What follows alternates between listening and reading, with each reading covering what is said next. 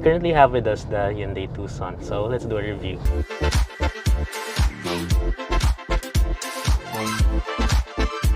And now we're currently driving the Tucson. What we have right now is the diesel variant. And before we get into the driving experience, let's talk about what this vehicle features first. The Hyundai Tucson has always been the Korean brand's entry into the compact SUV segment, competing with the Honda CR-V and Toyota RAV4. This new one arrived in the Philippines last year and we finally get to review it. What we have is the 2023 Hyundai Tucson GLS Plus and it's priced at $1,840,000, undercutting its main rivals. Now with its exterior, this is definitely eye-catching with Hyundai's very futuristic parametric design.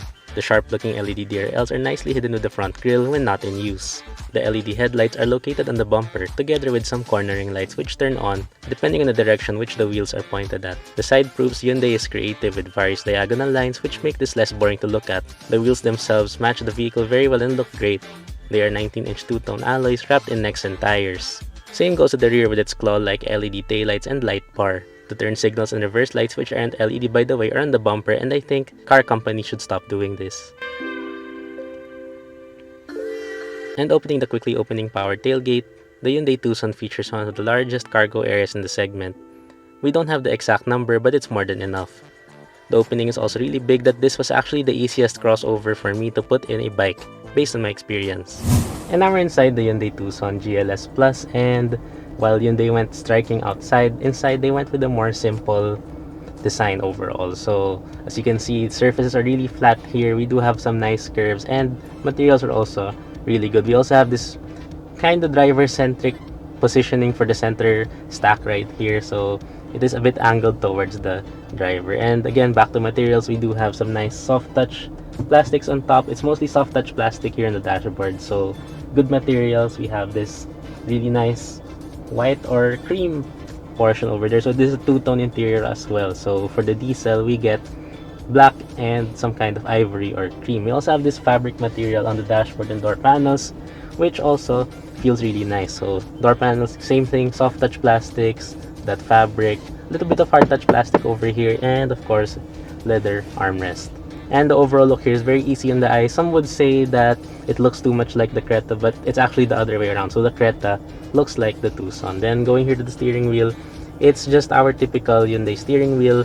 It does feel nice to hold. It does feel really nice, the leather material that they used here as well. But I'm not a huge fan of the design, so I'd rather have a 3-spoke steering wheel over here. Just really don't like how this looks actually, if I'm being honest. Then it is tilt and telescopic, and that does offer us lots of adjustment, which is really nice. So it's not hard at all to find a driving position in this vehicle thanks to the very well adjustable steering wheel. And we also have paddle shifters over here, our controls here for our audio on the left, and then our cruise controls and speed limiter controls, trip computer controls on the right. And for our horn, it does sound really nice. So it just sounds nice. And then speaking of trip computer earlier, we do have it here in our 10.25-inch Supervision. That's what Hyundai calls it, Supervision instrument cluster. So it's a digital display. Then you can also change how it looks based on our driving mode. Personally, my preference here is the Eco display, but some people will like the others for sure. And then, like I mentioned, trip computer. So we are able to see lots of information over here. We have our fuel economy, our odometer, our speedometer, and then we also have here our settings and our tire pressure monitoring system. And then going to the center stack, we do have here an 8-inch touchscreen infotainment system, and I think it's a hit or miss. So by hit or miss, I mean it is good because it is very responsive. It's your typical Hyundai and Kia infotainment system, so it's very responsive, it's very easy to use, it's very simple, and that's something that I really like. But at the same time, I do think that in this segment, it is a bit small. Yes, the Honda CR-V has a smaller screen, but that car is old. This one is fairly new, so it does feel small, and I think buyers in this segment deserve a larger screen. But still, again, it's really nice. It has Apple CarPlay and Android Auto, of course, very nice to have that over there. And everything that you need, everything that you want to do is very easy to locate. And also we have some touch sensitive controls on the left and right of the screen. So we have there our controls for the media, and then our volume toggles, or rather scroll wheels, and tuning scroll wheel on the side. So at least we don't have to make do with touch sensitive volume controls. We do, and tuning. So we do have these scroll wheels, which are really nice as well to use. Then moving down, we have our dual zone automatic climate control, and just like the settings for the screen, it is touch sensitive mostly, but we do have some toggles for our temperature adjustment, which are very responsive as well. And we have the nice display in the middle. Even if it's small, it does look really nice, and of course it's also very responsive. So this is one of the better systems when it comes to touch sensitive stuff. And also we have a diffuse function over here, which actually makes air go out through the vents on the dashboard, or not vents but rather holes. So this actually spreads the air more evenly. I think that's how it works, but yeah, we do have that function. Then moving down, we have lots of storage here. We also have our USB port, two USB ports by the way, our 12-volt power outlet, wireless phone charger. Then moving to the upper portion of the center console, we do have our hill descent control button, and then our camera button. So we don't have a 360 cam in this vehicle, unfortunately, but at least we do have a really decent reverse camera, and the screen sizes help make it easier to use. So over there we have that.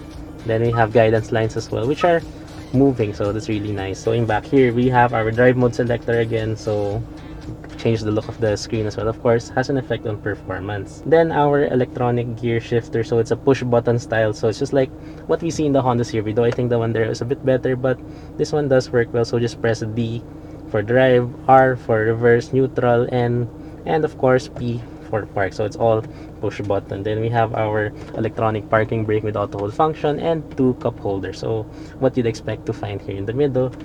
And then our center armrest right here, and inside lots and lots of storage, so it's very generous with that. And then for the seats, we also have the same color that we saw on the dashboard, so it's a ivory or cream kind of white, so it does feel really good. It's very comfortable. It's also perforated leather. The material is really nice, and I really like it, but at the same time I do think that the materials have the tendency to get a bit dirty. So like here in the driver's seat, this car is not that old, but it is getting a bit dirty, so I think extra maintenance, extra care will of course do. Maybe for me it's okay because I do like to keep my cars clean. And also the seat is very much adjustable. We have lots of adjustment, power adjustment by the way. And now we're here in the back of the Tucson, and this really shows why I love crossovers like this, compact SUVs, because we have loads of space back here. So I'm 5 feet and 7 inches tall, average Filipino size, so I do have loads of leg room, loads of foot room, really nice. Knee room is of course very plentiful, and headroom as well, really good. So this car does offer a lot of space, so it does make it very comfortable, and the seats themselves are also very comfortable. Of course, the same material as in front, and they're also slightly bolstered on the side, so it does help rear passengers get a bit more comfortable. And of course, a center armrest over here. There we go. So two cup holders, very nice, very nicely placed. Size is also just right. But when it comes to materials, we do have a little bit of a downgrade, but I expected that. We have hard touch plastics here in the door panels. We still have the fabric and the leather armrest, of course, and soft touch plastic on the lower portion, so still very nice. Only the top part does get downgraded. And then for what else we have here, we do have two aircon vents, two USB ports, and yeah, that's pretty much it back here. I think you can go back to test driving this vehicle. And now we're back on the road, and I have to say that I was amazed by how this Tucson actually performs. So this test drive, this 1 week test drive, is actually my first time to experience this Tucson, this generation of the Tucson, and actually I've never experienced the previous generations as well. But anyway, it does have really good driving it's a really good driving experience generally. So first, let's talk about the engine. This is powered by a 2-liter turbo diesel SmartStream D engine, and that produces 186 horsepower and 416 Newton meters of torque. So it's a really healthy engine, has lots of numbers. It produces a really big number, which is actually really good for the segment, especially if you compare it with the likes of the Honda CR-V, specifically the Honda CR-V, because that only has 120 horsepower and 300 Newton meters. This one produces a lot more, and also this has an 8-speed automatic transmission, by the way, forgot to mention that, and that one shifts really well as well. So the acceleration itself is really responsive, so the moment you put your foot down, the engine responds without hesitation. And also you can really feel that this has lots of torque. In fact, the wheels of this car will actually spin once you do push it a bit too hard when coming from a stop, so it does have a lot of power and I hope it is able to manage that really well. The transmission itself does shift really smoothly. You don't feel like you actually have 8 gears. Other similar transmissions do have the tendency to do some gear hunting. This one, very minimal. It does do it, but very, very minimal. So it's not a problem at all. And also I must say that this is a really fun car for overtaking because it does really provide you all that horsepower and all that torque when you need it. As in, this vehicle really is one of the best driving cars, I must say, that I've driven this year. Then when it comes to handling, it's so. Steering is on the decent side. Of course, really light as you'd expect already for a car with electric power steering. And also, it does feel pretty direct enough, and also feedback pretty good. So I guess there's really not much to complain over there. It is very good for what it is. Handling itself also pretty good, so body roll is very minimal. The vehicle is very stable at high speed, so it actually just wants to go and go. So you have the really good acceleration, really good engine power, and then you also have the very stable handling. It actually wants you to drive faster than you should. But of course, we stick to the speed limits.